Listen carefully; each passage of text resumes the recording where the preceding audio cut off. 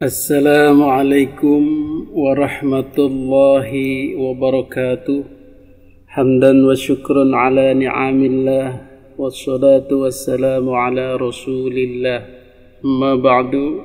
Hadirin para netizen yang dimuliakan Allah subhanahu wa ta'ala, pada kesempatan kali ini masih dalam suasana kemerdekaan Republik Indonesia yang ke-78. Merdeka. Kita masih membawakan suasana kemerdekaan.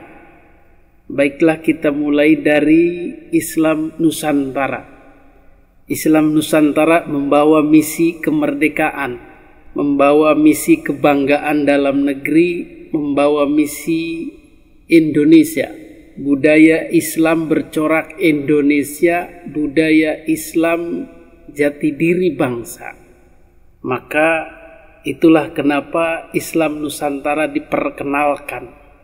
Jadi sebagian besar Islam Nusantara adalah sumbangsi dari Nahdlatul Ulama NU.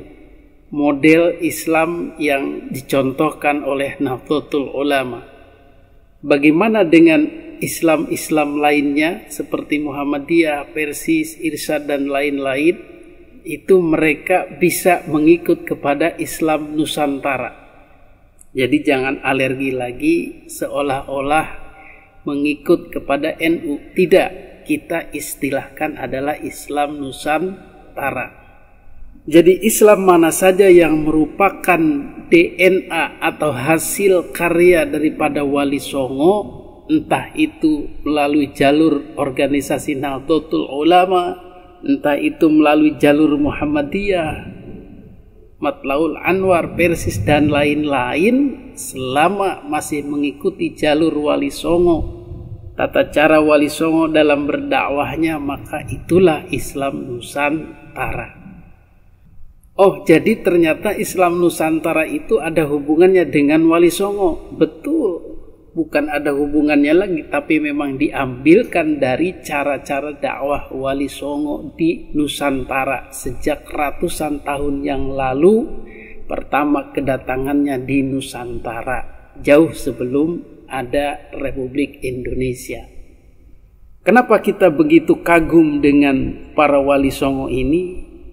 Karena dakwahnya mirip dengan dakwah Kangjeng Nabi Muhammad sallallahu alaihi wasallam awal-awal beliau mendakwahkan Islam di Mekah. Apa yang beliau perlihatkan akhlak, apa yang beliau jaga hargai budaya, apa yang beliau pertegas dalam dirinya kesabaran. Fabima rahmatin minallahi linta lahum walau kunta fadhan ghalidhal qalbi lanfaddu min hawlik. Karena dengan sifat kasih sayangmu wahai Muhammad, sifat kasih sayang rahmat dari Allah subhanahu wa ta'ala, engkau berhati lembut, sopan, bijaksana kepada mereka orang-orang sekelilingmu. Andaikan saja engkau orang berhati keras, kasar, menyinggung, maka mereka tidak akan menerima dakwahmu. Mereka akan lari, bahkan akan memusuhimu. Ini yang dilakukan Nabi. Maka ini pula yang dilakukan para Wali Songo di tanah Nusantara. Ud'u ila sabili rabbika bil hikmah wal mau'izatil hasanah wajadilhum billati hiya ahsan. Dan serulah, ajaklah mereka itu penduduk kepada jalan Tuhanmu bil hikmah wal mau'izatil hasanah, dengan hikmah, dengan melihat kebesaran Allah, dengan tamsil-tamsil, dengan filosofi-filosofi kehidupan, wal mau'izatil hasanah, dengan tutur kata yang baik, wajadilhum billati hiya ahsan, dan bermujadalah, berdiskusilah atau bertukar pikiranlah, berlogikalah dengan masyarakat itu dengan cara-cara yang baik. Itu juga dilakukan oleh para Wali Songo. Sehingga metode Nabi yang dari dulu dijalankan di Mekah itu dicangkokkan lagi di Nusantara, dan alhamdulillah hasilnya sama. Nabi tidak meruntuhkan tempat-tempat ibadah, Nabi tidak meruntuhkan budaya-budaya, Nabi tidak menyerang orang-orang. Begitu juga para wali songo. Bahkan mereka mengintegrasikan dengan budaya yang ada, mengintegrasikan dengan tradisi yang ada, dengan pemikiran dan watak-watak orang Nusantara. Alhamdulillah. Dan inilah dakwah orsinil, dakwah asli yang pertama oleh Nabi, kemudian dicangkok oleh wali songo. Jadi serba meniru Nabi dan wali songo, entah dalam berdakwah maupun dalam bernegara. Kita nanti juga lihat bagaimana Islam Nusantara mengkonsep negara dan agama. Apa yang diambil tetap dari awal-awal Kangjeng Nabi Muhammad sallallahu alaihi wasallam, yaitu beliau ketika awal membentuk negara Madinah. Itu pun dicontoh. Beda dengan Islam di luar Indonesia atau di luar Islam Nusantara. Apa itu Islam luar Islam Nusantara? Kemungkinan Wahabi, Salafi, atau Islam transnasional, yaitu HTI, Ikhwanul Muslimin, ISIS, Al-Qaeda, dan lain-lain jamaah Islamiyah itu. Mereka rata-rata tidak mencontoh dakwah-dakwah awal Kangjeng Nabi, tetapi mereka mencontoh dakwah-dakwah setelahnya zaman Khalifah, yaitu zaman Imperium Islam, zamannya negara Islam, zamannya ketika Islam sudah besar, punya kekuatan, punya power, dan berani berperang. Jadi zaman-zaman gagah yang diambil atau yang dipakai, sehingga berpengaruh kepada perwatakan mereka, perwatakan yang menang-menangan, perwatakan yang gagah, perwatakan yang sombong, perwatakan yang tidak kenal takut, dan lain-lain. Wali songo tidak begitu. Mereka ambil ketika Nabi Muhammad sallallahu alaihi wasallam dakwah pada awal-awal, bukan dakwahnya khilafah atau negara Islam.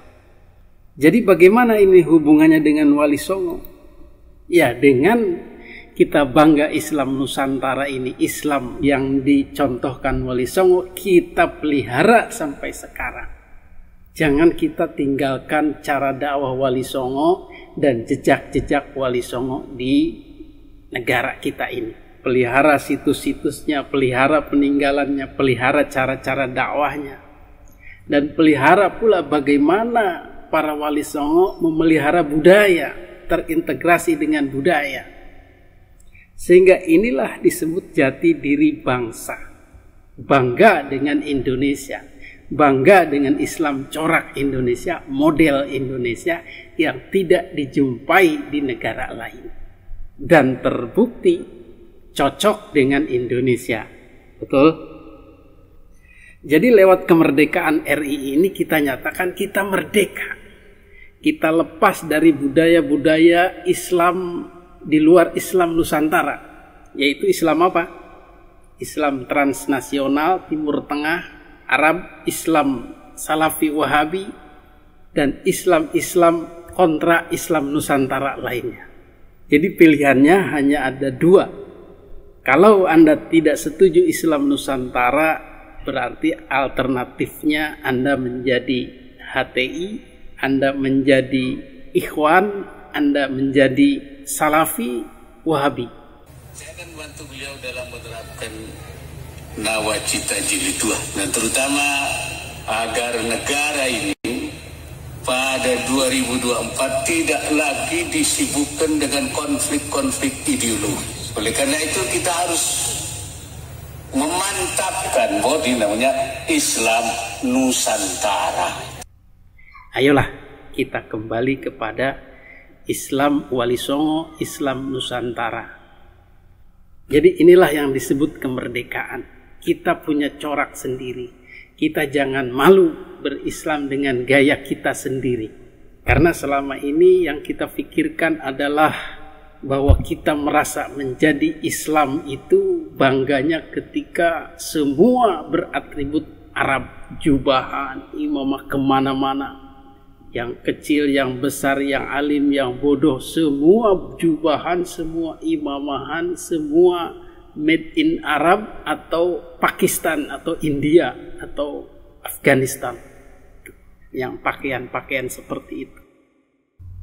Dan memang sepertinya para habaib Yaman ini terus membombardir masyarakat Indonesia dengan tradisi-tradisi pakaian-pakaian Arab itu dan mendoktrin kepada para muhibbinnya, inilah Islam, inilah yang benar, inilah yang harusnya orang Indonesia berpakaian. Sehingga tidak ada lagi kebanggaan berpakaian Indonesia, Muslim Indonesia ketika disandingkan dengan jubah-jubah Arab itu, Yaman itu. Maka perjuangan nasab adalah sebenarnya perjuangan kesetaraan. Ketika nasabnya dinyatakan terputus, mereka tidak lagi dipuja berlebih dan statusnya sama, sederajat, dan bahkan merekalah yang ikut dalam budaya dan tradisi Indonesia. Itulah makna kemerdekaan dari sisi pernasaban. Kita kembali kepada Islam Nusantara bahwa yang memakai jubah, yang memakai imamah, udeng-udeng, sorban besar, itu adalah ulama. Jadi kita sebagai awam ya biasa saja, tidak usah terlihat seperti ulama. Ya kita cukup batikan saja, peci saja, baju sehari-hari koko. Atau ketika kita ingin kangen dengan pakaian Rasul zaman dulu, ya setiap Jumatan lah kita boleh. Tetapi untuk sehari-hari pakaian-pakaian kiai itu tidak usahlah kita kenakan. Inilah budaya tradisi Islam Nusantara. Mudah-mudahan kita diberi kefahaman tentang Islam jenis ini, karena Islam jenis ini corak Nusantara pun pada hakikatnya adalah Islam, pemurnian Islam dari tauhid-tauhid yang tidak benar, dari akidah-akidah yang tidak benar, pemurnian dari Wahabi, pemurnian dari Islam-Islam radikal dan lain sebagainya.